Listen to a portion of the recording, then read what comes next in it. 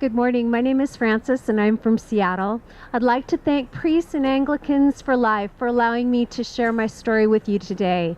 I share it in the hopes that young men and women will understand that there is a dark reality to abortion that our secular media so vehemently denies.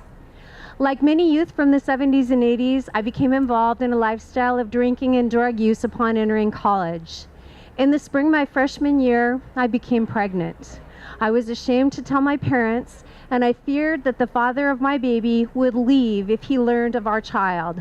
I convinced myself that I had no other choice but to end my pregnancy.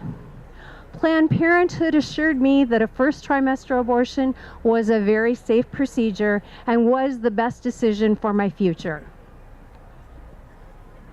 On the day of my abortion, I walked alone to the hospital.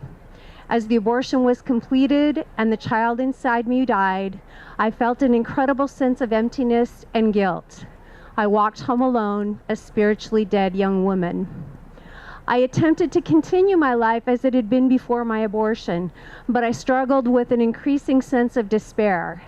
In addition to drug and alcohol use, I battled bulimia on an almost daily basis.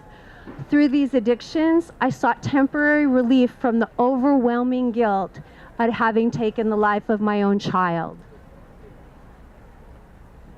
By my junior year, I felt drawn back to my faith in the hopes that I might rebuild my shattered life. Through counseling, I conquered my chemical addictions, but my battle with bulimia would continue for many years. I had accepted Christ's healing and allowed my forgiveness and accepted forgiveness for my actions, but it would be many more years before I was able to forgive myself.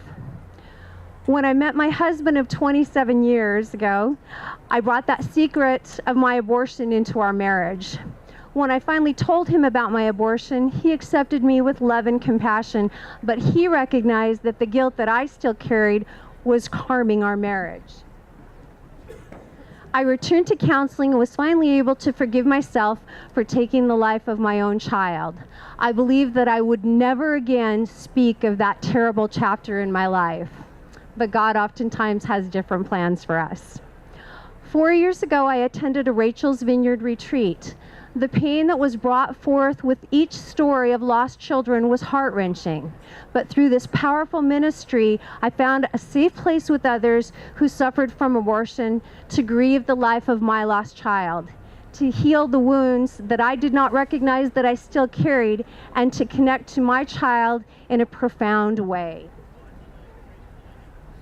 This decision to end the life of my child is one that I will regret for the rest of my life.